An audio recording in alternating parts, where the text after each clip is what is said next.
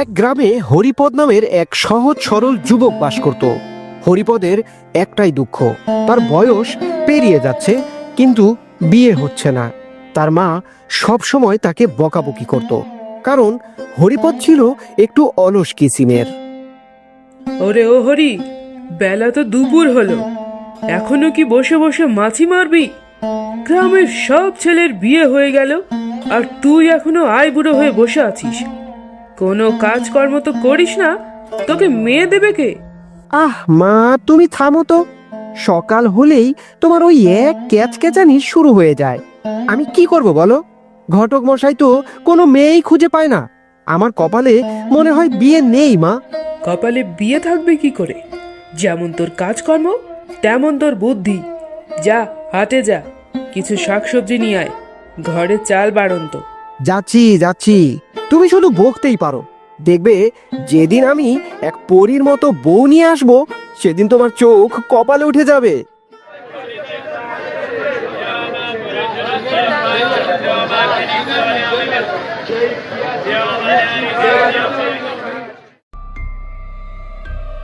হাট থেকে ফেরার পথে সন্ধ্যা হয়ে যায়।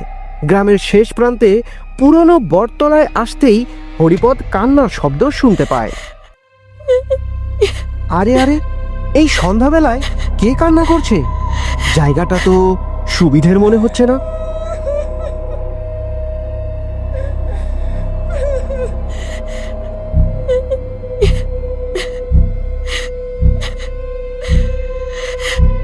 হরিপদ এগিয়ে গিয়ে দেখে এক সুন্দরী নারী। আপনি কে গো সুন্দরী? এই ভর সন্ধ্যাবেলায় এখানে কান্না করছেন কেন? ওগো, আমি বড় অনাথা, আমার কেউ নেই। আমি পথ হারিয়ে ফেলেছি, আমার খুব ভয় করছে। আরে ভয় কিসের? আমি হরিপদ আছি তো, গ্রামের সেরা সাহসী পুরুষ। বাপরে, কি সুন্দর দেখতে! একে বিয়ে করলে কেমন হয়? সুন্দরী, তোমার যদি থাকার জায়গা না থাকে, তুমি আমার বাড়ি চলো। আমার মা আছে, তোমার কোনো অসুবিধে হবে না। আমি তোমাকে বিয়ে করব। সত্যি? তুমি আমাকে বিয়ে করবে? কিন্তু আমার একটা শর্ত আছে। শর্ত? কি শর্ত? জীবন দিতে বললে জীবন দিয়ে দেব। আমি একটু নিরালায় থাকতে ভালোবাসি, আর আমি রাতে খুব একটা খাই না। আমাকে নিয়ে তুমি কখনো কোনো প্রশ্ন করবে না। আরে, এ তো খুব ভালো কথা। খরচ কমবে। চলো চলো, আজই শুভ কাজটা সেরে ফেলি। হরিপদ কামিনীকে বাড়ি নিয়ে এলো এবং বিয়ে করে ফেললো।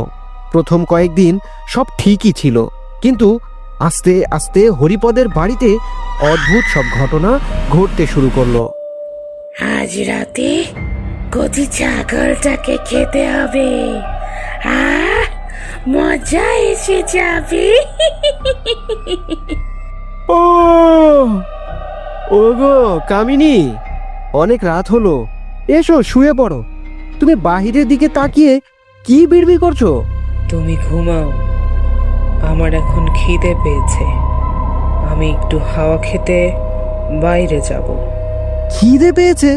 ঘরে তো মুড়ি আছে, খেয়ে নাও। এত রাতে বাইরে যাবে কেন? আমি বলেছি আমি বাইরে যাব, আমাকে প্রশ্ন করবে না বলেছিলাম না? ঘুমাও তুমি। আচ্ছা আচ্ছা আচ্ছা, যাচ্ছি বাবা। এত রাগারাগির কি আছে? বউয়ের মেজাজ তো দেখি মারাত্মক।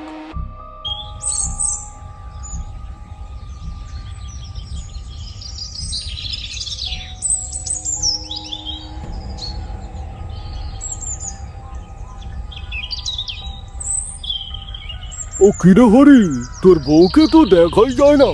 আর শুনলাম ওই তোর বাড়ির পেছনের খামার থেকে নাকি রোজ একটা করে ছাগল গায়েব হয়ে যাচ্ছে। ব্যাপারটা কি বলতো? আর বলিস না বল্টু, আমারও কিছুই ভালো লাগছে না। কামিনী সারা দিন ঘরের মধ্যে দরজা বন্ধ করে থাকে, আর রাতে ও কেমন যেন অদ্ভুত আওয়াজ করে। আর জানিস, ওর পায়ের পাতাগুলো কেমন যেন মাঝে মাঝে উল্টো মনে হয়। উল্টো পা? ওরে গাধা, তুই কাকে বিয়ে করেছিস? ও তো মানুষ নয়, ও নির্ঘাত ডাইনি। ডাইনি? ধুর, কি যা তা বলছিস? ও তো দেখতে কত সুন্দর। সুন্দর তো হবে, আরে ডাইনিরা রূপ বদলাতে পারে। আজ রাতে তুই না ঘুমিয়ে মরা সেজে পড়ে থাকবি, দেখবি ও কি করে। আমার মনে হয় তোর কোনো বিপদ আছে।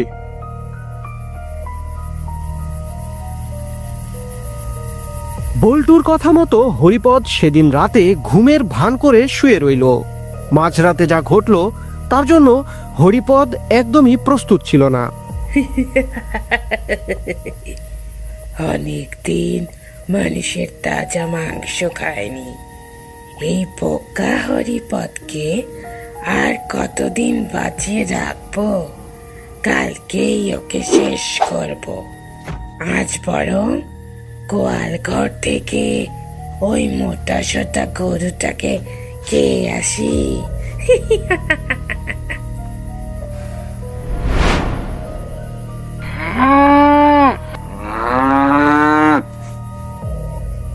ওরে বাপরে, মরে গেলাম রে।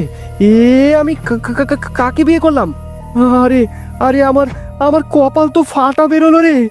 এ তো জ্যান্ত রাক্ষসী। বল্টু ঠিকই বলেছিল। এখন আমি কি করি গো? ও কালকেই তো আমাকে আমাকে চিবিয়ে খাবে গো।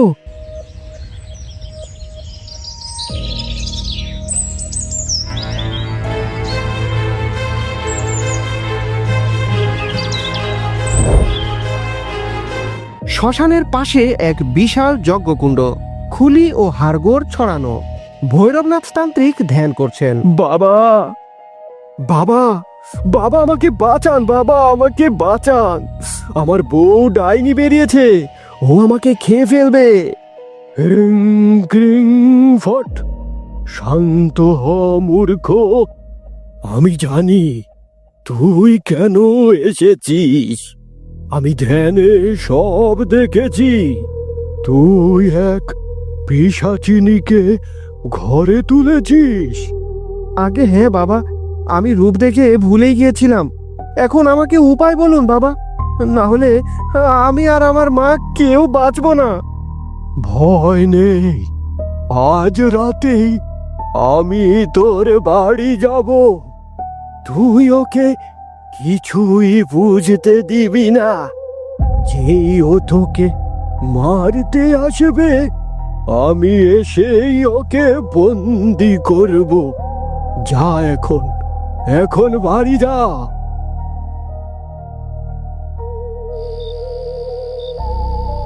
কিরে হরিপদ, আজ তুই আমার দিকে অমন ভয়ে ভয়ে তাকাচ্ছিস কেন? তুই কি জেনে গেছিস আমি কে? না না গো, জানবো কেন? তুমি তো আমার লক্ষ্মী বউ। মিথ্যে কথা। তোর শরীর থেকে ভয়ের গন্ধ বেরোচ্ছে। তুই শ্মশানে গিয়েছিলি না ওই তান্ত্রিকের কাছে? আজ তোকে আর ওই তান্ত্রিককে আমি শেষ করব। এই হরিপদের বাবা গলা টিপতে যায়, ভৈরবনাথ, তাড়াতাড়ি তখনই এসো গো। ভৈরব তান্ত্রিক উপস্থিত হয়। থাম ডাইনি, তোর এত বড় স্পর্ধা। আমি থাকতে তুই ওর গায়ে হাত দিস? এই ভণ্ডতান্ত্রিক, তুই সরে যা, না হলে তোকেও আমি শেষ করে ফেলবো।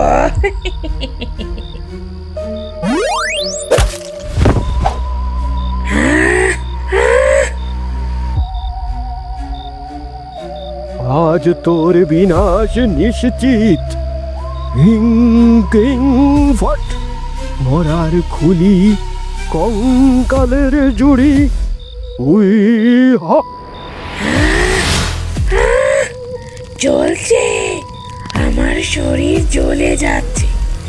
ছাড় আমাকে, আমি চলে যাব, আমি আর আসবো না। না, তোকে আর ছাড়া যাবে না। তুই অনেক নিরীহ প্রাণীর ক্ষতি করেছিস। আজ আজ তোকে এই বোতলে বন্দি করব। রিং ক্রিং হুং রিং। বন্দি ভব, বন্দি ভব। অবশেষে তান্ত্রিকের ক্ষমতার কাছে ডাইনি হার মানল এবং চিরকালের জন্য বন্দী হলো। উফ, বাবা ভৈরবনাথ না থাকলে আজ আমার ঘাড় মটকানো একবারে নিশ্চিত ছিল। হরিপদ প্রাণ ফিরে পেল ঠিকই, কিন্তু সুন্দরী মেয়ে দেখলেই তার এখন বুক ধড়ফড় করে। তো বন্ধুরা, গল্পটি কেমন লাগলো তা কমেন্টে জানাও, আর পরবর্তীতে আরো ভালো ভালো গল্প পেতে চ্যানেলটি সাবস্ক্রাইব করে পাশে থেকো। ভিডিওটি দেখার জন্য অসংখ্য ধন্যবাদ। হয়েছে সবাই